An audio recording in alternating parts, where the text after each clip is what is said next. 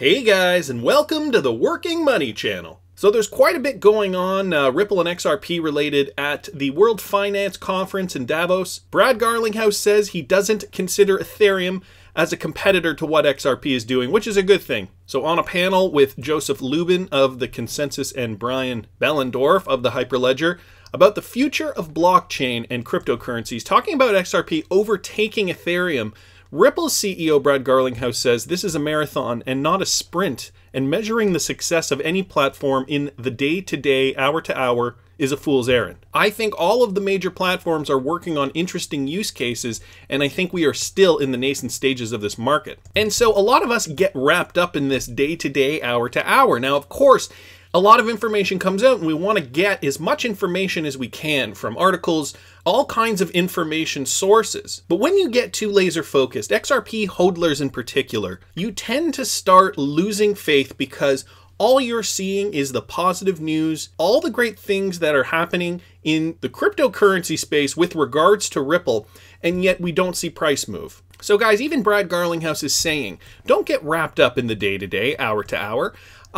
Because, you know, every platform is going to be doing their own thing. Companies are working behind the scenes in order to execute the plan that they've executed. Now, the good news is that we know that the plan that Ripple is executing will use XRP to move value across the planet. And maybe beyond one day, who knows? And so when you're looking at your cryptocurrency investment, and you're seeing an XRP price of 31 cents, roughly 32 cents, no movement in the space, of course you're going to feel a little anxious because you've been so laser focused on all of these articles individually, and you're feeling to yourself, you should see price rise. Well, price will rise when it rises, and I'm just happy that Ripple's on the right path to making that happen. He continued by saying coin market caps rankings sometimes show XRP as number 2, sometimes number 3. Right. I don't consider what Ethereum is doing in any way as a competitor with what's going on in the XRP ecosystem. There's some overlap on occasion, sure, probably, but I think you're going to see things play out in a long game. I think mostly we are all here aligned and concerned basically with seeing the overall market health and mature. And so, yeah, you know, the guys going to these conferences, they're not so hell-bent on talking about how they're better than the competition, and it's not really that kind of a business forum. It's more about the space, blockchain, cryptocurrencies, finance, and how each company is doing what they're doing in the space to make the space better.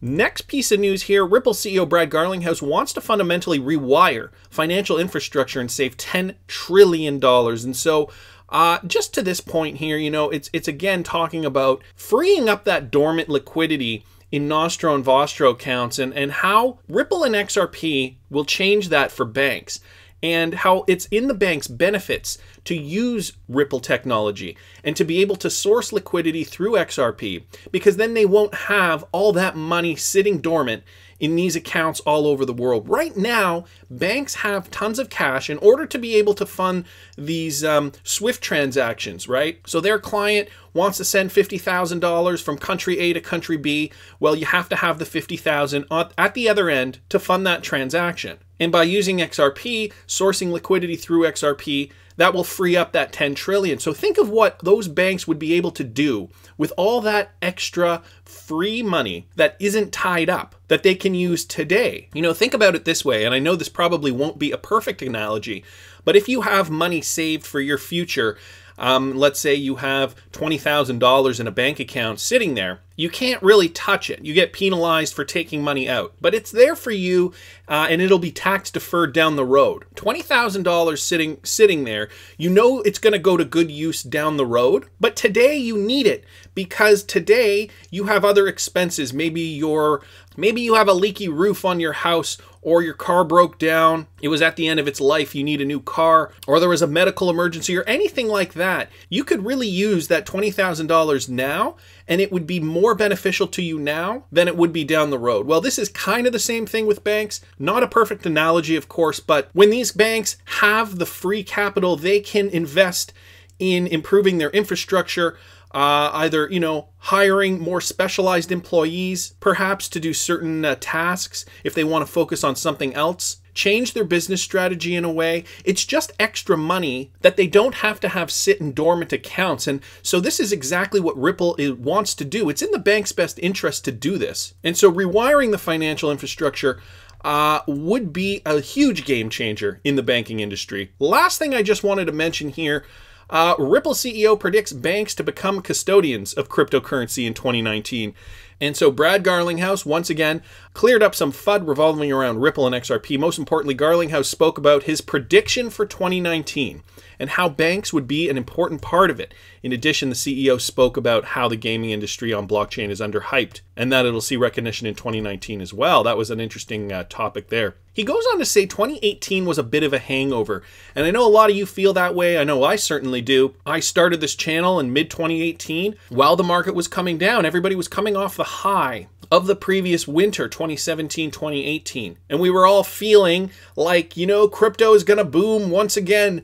And for the entire year, we saw crypto just drop and drop and drop and drop. So I think a hangover is a good way to put it. Nevertheless, Brad Garlinghouse does state here that there will be more maturity of projects and real use cases solving real problems with more transparency, as I described. I think we will get more transparency from U.S. regulators about these technologies. Garlinghouse continued that the U.S. was behind in terms of regulations when compared to the global regulators and said that 2019 would bring the much-needed clarification surrounding cryptocurrency and their technology. Furthermore, Garlinghouse said, and I think we'll start to see traditionally defined banks actually custody cryptocurrency as one prediction I've had for 2019, which would mean cryptocurrency would go mainstream. All the regulations will have passed. So Garlinghouse is indeed stating that 2019, we are going to see the crypto regulations. Will that make cryptocurrency boom? I think so. I think that institutional money will now feel comfortable investing. Not only that, Brad's taking it one step further and saying that banks are actually going to be custodians for cryptocurrencies. So people will be holding cryptocurrencies like how you hold stocks, bonds, precious metals, anything that you can purchase on a regulated market through your bank. Cryptocurrencies will basically be the same thing. And this is his prediction for 2019. Very, very interesting stuff coming out of Davos. Brad Garlinghouse seeming to be the man of the hour. Actually, just wanted to bring up this last point here. Just going to read the title here. Despite crypto winter, number of blockchain firms in Switzerland and Liechtenstein grows. And so, again, guys, just pointing to the fact that 2019 is going to be huge for cryptocurrencies, when we're seeing blockchain companies